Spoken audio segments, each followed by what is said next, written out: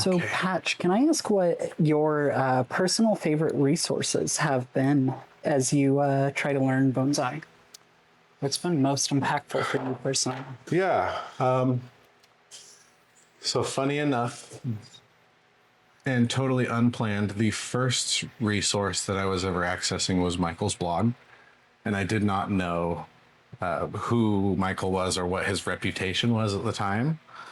And I was working for a local retail nursery who had an education fund, so they allowed me to purchase a subscription to Bonsai Mirai's online catalog, Nice. which, if you have seen Mirai's educational platform, it's a really good educational platform. It is super in depth. Definitely check out Mirai. They're here on YouTube, but they also have the website and a dedicated app with years and years of knowledge. So I studied the full Mirai catalog for about 4 years, every live stream, everything that came out. I obsessed over everything that Bjorn put on online. Bjorn Home. He's a fantastic teacher, incredible person if you ever get a chance to meet him. And I also kind of sleuth through YouTube. I like to see myself as a student of everybody. Michael is my teacher, but I try to glean information from wherever I can. Absolutely. And for a long time, I was on YouTube every day searching bonsai and looking at the videos by what was newest because I was caught up with everything that was on there. Just like, Heck yeah. so there's probably a few thousand hours of, at least 1,000 hours of Watch time. of watched bonsai media, all the while practicing these techniques on my tiny little trees in my yard. As you do. And then I joined the Portland Club about 4 years into my practice, and I think joining a local club is probably the best resource for all practitioners looking to get into bonsai. I do fully agree with that. Because the Rocky Mountain Bonsai Society has been phenomenal for my own development. Yeah. Because, there's what bonsai is, and then there's what bonsai is in your region. Certainly. Because there's all sorts of adaptations that get done, or knowing what species you can't use. Yeah. Yeah, I was lucky to have the Mirai catalog be local to my environment here in Portland. But it's still not the same as going to a club meeting and sitting down and listening to professionals speak in person, or longtime club members and high-level practitioners giving pointers in person. Has always been the best way for me to learn, sort of hands-on. And bonsai is not something you can just teach yourself. I even with all the online resources, I thought I could. And about 5 years in, I was seeing steady progress each year. And then about 5 years in, my practice stagnated really, really severely. Nothing was progressing. Yeah, you kind of hit the wall of what you can do. Yeah, I hit the wall of my own ability. And I feel like I got myself to maybe like a tertiary level of ability. Okay. There was a foundation. There was a little bit of branching starting. But I needed to figure out how to refine my practice. So that's when I reached out to Michael and tried to step it up even more. Yeah. And, I'm so glad that he was willing to work with you and take you on. Me too. I'm sure it was very rewarding getting to come be a part of things here at Cretaegus. Certainly. If anybody has an opportunity to do even just pulling weeds in a professional level garden, I remember my first day volunteering here. That's basically what I was doing. I was weeding the moss garden and taking some wire off of some trees. And I learned more about how to properly structure a pad just by looking at Michael's trees closely than by watching videos and trying to practice on my own. Yeah. And it really is so much better when you can have like that professional master's eye versus what you think you're looking at. Certainly. Like, because there are things that they'll clue into that you just had no idea about.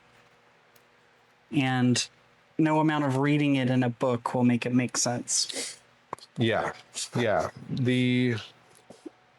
When I watch Michael practice bonsai, it feels like it's so intuitive to him. I know it's taken years and years of mastery and dedication and practice, but what I can do in 6 hours, he can do in 45 minutes, which is incredible to see. Oh, I'm sure. But you know what? That's where the repetitions come in. Because I think just through the course of my training, I've definitely seen that speed increase. And, I kind of want to speak to some of the changes I've noticed in myself for this. Yeah. Because I think part of it is just the ability to quickly make those decisions and commit to them. Yeah. Not even choosing the right thing. You just get a feel for roughly what it should look like and how to get it there, and having the confidence to do it. That's interesting. I'm very lucky with who I have for a teacher, and that Michael's approach is that of quality first. So he doesn't push speed for me as much as you might expect a professional to push speed on their apprentice. His priority for me is to learn technical skill and correct wire application, correct pruning techniques, and the speed will come. That said, he's also told me I'll never be faster than my last day as an apprentice. So I do need to speed up while I'm here. So can I ask if there are any bonsai nonprofits that really speak to you? I know we got a lot of them out there. Oh, geez. Yeah. I'm a huge fan of the mission of the Purple Pot Society. I think increasing the number of women in bonsai and just trying to make bonsai more of a comfortable space for all types of people is something that we'll all benefit from. I'm really glad Patch brought up the Purple Pot Society. Full disclosure, I'm actually on the board, and I absolutely love what they're doing for the bonsai community. The Purple Pot Society's mission is to support, encourage, and inspire female bonsai artists and advocate for diversity and inclusion within the bonsai community. Right now, Purple Pot is preparing for our first members show, and submissions are open until December 6th, 2025. It's a fun, creative, and supportive event. You can even opt in to get professional feedback on your display if you'd like. Participants will get to vote for their favorite bonsai and kusamono displays, with awards for most creative and best in show. But really, this is all about sharing art in a welcoming space. We especially encourage female and beginner artists to join in and let their creativity shine. The only real requirement to participate is that you're a member of Purple Pot Society. Membership is just $35 a year, but we also offer financial aid for anyone who needs it. We really want everyone to feel welcome and included here. So if this sounds like your kind of community, join us at purplepotsociety.org or click the link below to submit your trees for the show by December 6th. We can't wait to see what you've been growing. I really love the efforts of the Pacific Bonsai Museum and Aaron Packard and what's going on up there. I think in modern bonsai curation, Aaron has really set the tone for what a quality sort of collection and mission Could be. Yeah. Was he saying think about taking one of these out? Yes. Was it this one? was Or this one. This one. Okay, so I'm gonna just play with. Oh, that's such a better framing. Yeah, and we really want to highlight the deadwood as much as possible. Yeah, so I'm thinking lay this down. with the This could elimination. stay if it comes more that way. It could, but I think this is our sort of Okay. profile we're hoping to maintain. Are you okay if I make think this so. chop? Should Yeah. I leave deadwood or? No, let's take it all the way off. It's pretty far in there.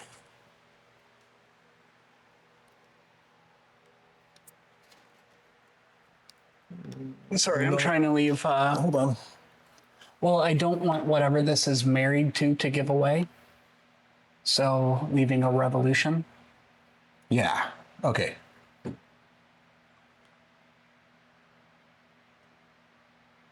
I was looking at the wrong line. These branches are so...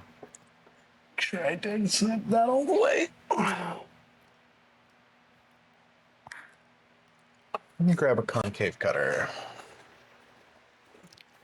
We'll leave a small stub for dieback, but we're not creating. We have space to make that cut. We're not creating deadwood on this tree right now, and this branch is pretty hidden, Yeah. pretty small, so it would look out of place compared to the existing deadwood. Oh, great. Cool. Wow. Gorgeous. Nice. Thank you, Patch. Yeah. Now, while I'm down here, I was hoping you might speak to some of the challenges of creating a three-dimensional design. Oh, geez. I don't know if I'm the best to speak on this because I can't claim to have created many designs, That is fair. but you really have to learn to interpret and read the foliage of whatever species you're working with. Even though this shoot looks the same on both sides, there is a right way and a wrong way that it would grow naturally. So you really have to pay a lot of attention to orientation to give a convincing version of what you're presenting. Yeah. And I think it's important to leave a little bit more room for air in the branches. A lot of times when people are first styling a tree, they'll crowd stuff together to create a pad. But it's really important to leave a little bit of room for new growth to come into to get the depth that you're hoping for. So what has been your most heartbreaking moment with a tree?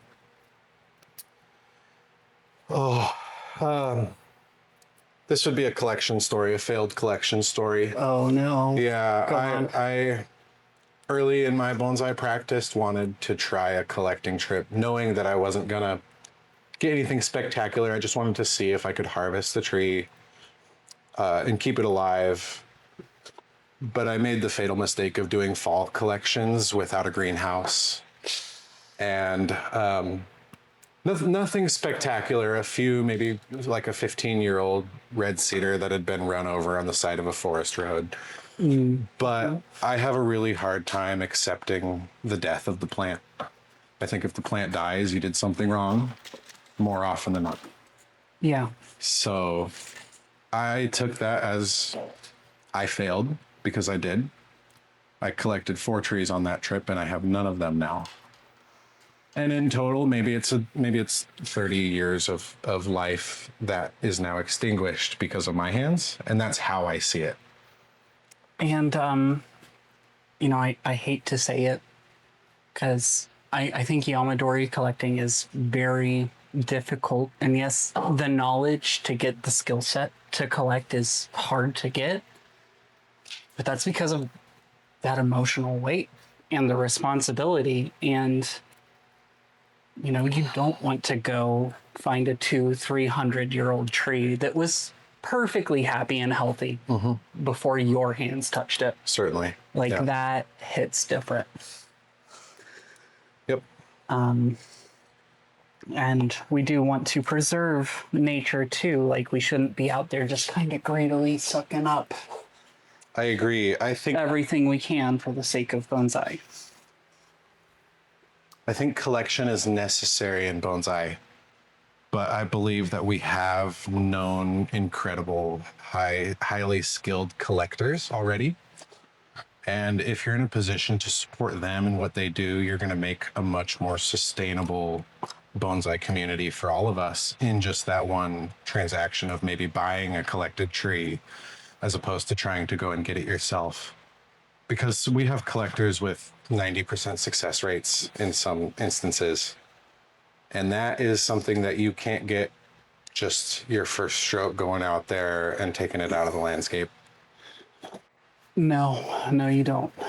As much as we hate to say it, I'm not trying to be elitist with this. No, and I've never been in a position to buy a piece of Yamadori from anybody. But if I could, I would.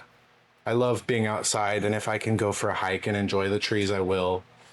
But I don't know that collecting is a big part of my future at bonsai. I think my skills could be used elsewhere more efficiently. Yeah. Well, thank you, Pouch.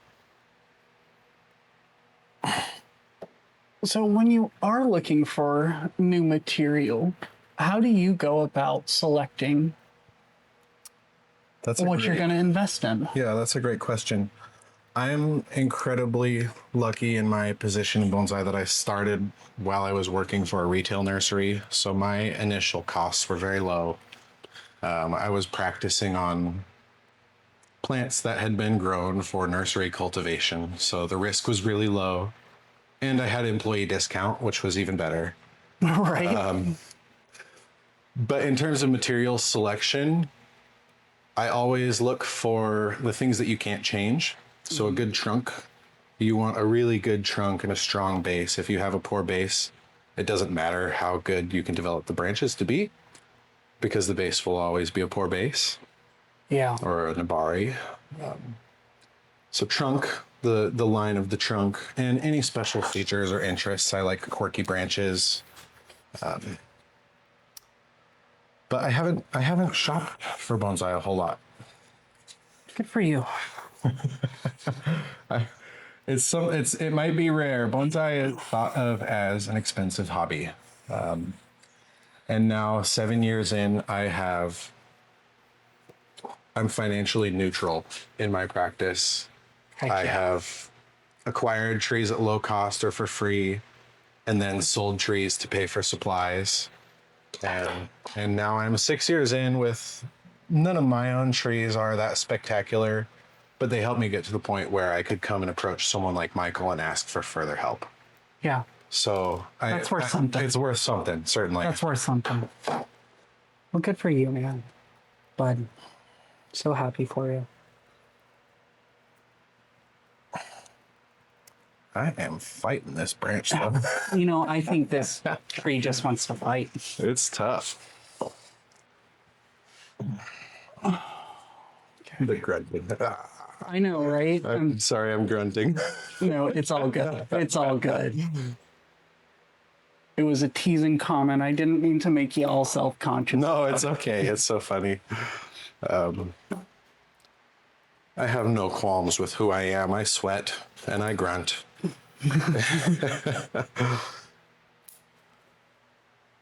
How dare you be human? Oh, geez.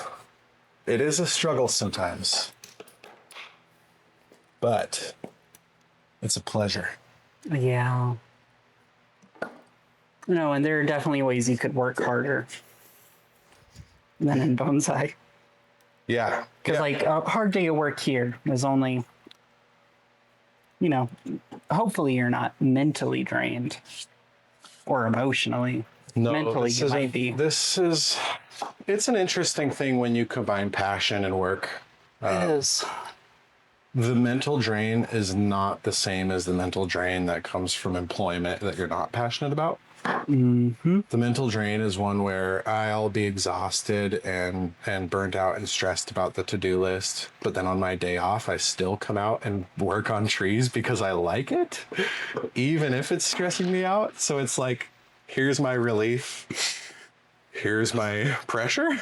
So it's funny you say that, because I'll definitely be working all day, like legitimate work with bonsai, and then all day long, I'm just thinking about my own trees and keeping up with the seasonal tasks when I get home. And do I have time to XYZ, or is that tomorrow's problem? Yeah. And it's not even like an actual stress point. Like I'm genuinely looking forward to go work on my own trees. Cool. Yeah. I'm glad you can relate to that. I know not all bonsai professionals like it in their off time. I had someone really early on tell me that it's time to find a hobby because now this is your job. Which is funny. I haven't burnt out of this in any capacity. I still want it to be my hobby and my job. Yeah, and I think that's totally valid, and it can be both. But I think that's one of those things that people who work in bonsai are kind of split on. Yeah. To be fair, it's hard to work around Michael and not become a little bit of a birder. Oh, So I didn't know he's a birder. I may be developing an interest. I don't know. He's talked about maybe going out and birding together. He's a big birder. Yeah. I wish I knew that, because I actually have been starting to get into it myself. Cool. Yeah. Sorry. You should totally chat with him about it. Michael is part of the Bird Alliance. Oh, He just got the qualifications to be a guide. So he's Good for him. a man of many colors. Very interesting. And I really enjoy seeing people who are passionate about things. And when he like lights up to the sound of a bird while we're working on a tree, it's totally his element. He's like, I love this. And then there's that. And it just makes it so much cooler. Yeah. That's actually one thing I appreciate about getting to go in other people's gardens is there's like all these really weird moments with random wildlife. Mm-hmm.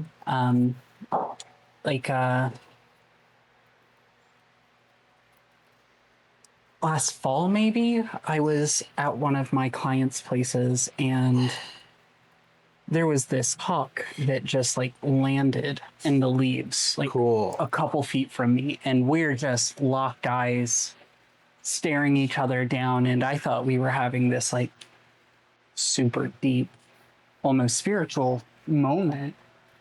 And I was just like kind of getting lost in that feeling.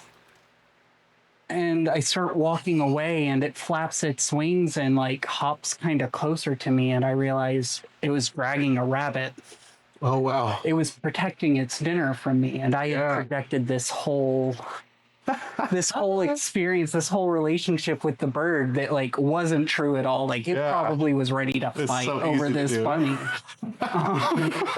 That's awesome. But I really like getting to have these weird moments just with nature that bonsai allows us to. Yeah. This garden is a wildlife paradise here. I'm sure. Carmen was really good about cultivating the local ecosystem.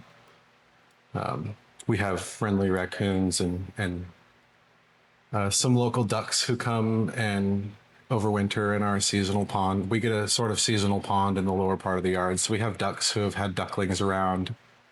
There's raccoons and bunnies and squirrels, and there's a local skunk, which is not necessarily my favorite of the pests around. I guess pest might be why. Understandable. You could tell by the word I used. The skunk is so cute. Well, It does say something about the having a diverse ecosystem in your garden says a lot about your practice. I've heard Ryan talk about this, how they've struggled with treatments in the past, kind of eradicating everything. And at Marai, they're starting to see frogs coming back and butterflies coming back, and seeing the wildlife be a part of your garden is so important because it speaks to the sustainability of your practice. it does.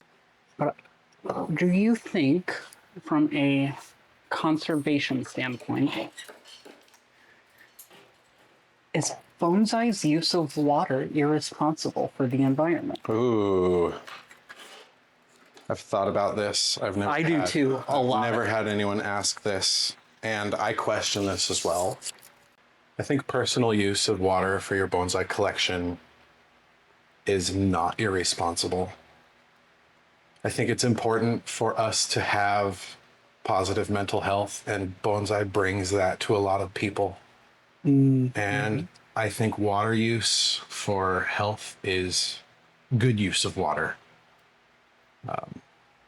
There are other places where people find positive mental health with far more water use that doesn't help as many people. In my opinion, golf courses might be an example. I'm a big fan of frisbee golf. It's less impact. It's not as prestigious as golf may be. I've been on. I was on my high school golf team, so I feel like I can speak about it a little bit, because I would be lying if I say I haven't golfed and I thought it wasn't fun. I think it's fun, but I'm not into it because of the water use. Yeah. And kind of continuing on with environmentalism, can I ask if you have put thought into what role, if any, bonsai could play in environmental conservation efforts? You know, I haven't put a lot of thought into what role it could play, other than observing what other people are doing currently and appreciating their efforts. I really love what Michael does in how he works with people about and communicates with people about working with trees in their native environment, so that they're not like overtaxing their micro ecosystem. And I like what's happening with Mirai and the Mirai in the Wild project, shedding light on some of our ever thinning ancient forests. I think that's really valuable, and I think bonsai is a great platform to spark the conversation about forest preservation and environmental sustainability. I think so too. As Americans, I think that we're pretty detached from the natural world. And I think as we grapple with climate change more and more, bonsai is kind of uniquely positioned as an art to reconnect people. I hope so. I think so. I think the tricky part is going to be like having the right people make it happen. Yeah. Because I think there's something about this that could really... This is such a touchy subject, because we have gotten we've gotten to a place in our society where the environment is tied to politics. And within bonsai, we see the full scope of humanity in terms of practitioners. Everybody from little kids to the oldest, to conservatives, to Democrats, to all kinds of people. Village. All kinds of people are attracted to bonsai, and I think a lot of bonsai people have similar. I think a lot of bonsai people have similar ideas about what a healthy environmental future could look like, and we get really lost in the language. Okay. But I am no authority to speak on this. Oh, that is fair. That is fair. I have no education in environmental science. I've never done any social studies. That is fair. These are just patch facts. Hashtag patch facts.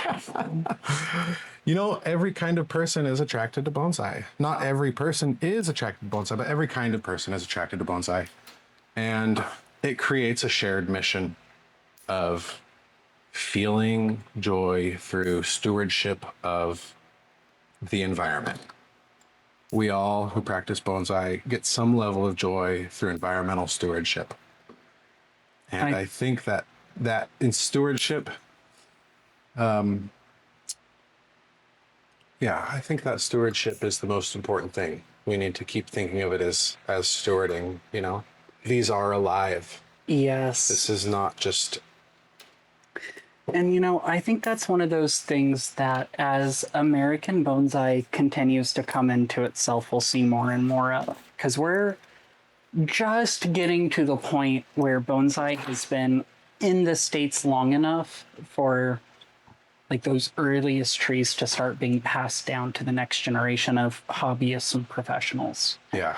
And I think as that happens more and more, we will see sort of the responsibility of stewardship.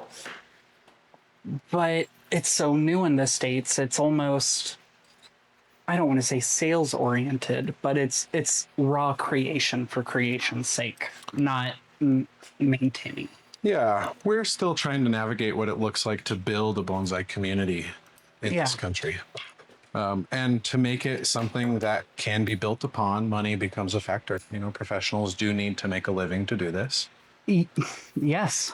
But it's really hard to say, here is this thing that I'm incredibly passionate about and pouring my heart and soul into for X dollars.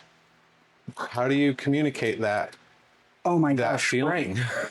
And, and this is something I've been grappling with because it's very hard, A, to value my own work as an artist, but also how do you value your work in a society built around the best bang for your buck? It's funny. We spend so much time nurturing these trees, and sometimes we forget that our own time and craft have value too. We pour so much of ourselves into keeping the trees happy and beautiful.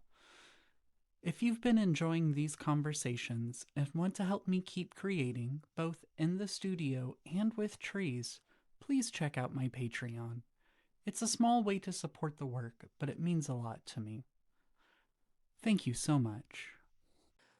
We did keep working on this, but the day's getting away from us, and there is still some more room to go. Thankfully, Patch here gets to finish that.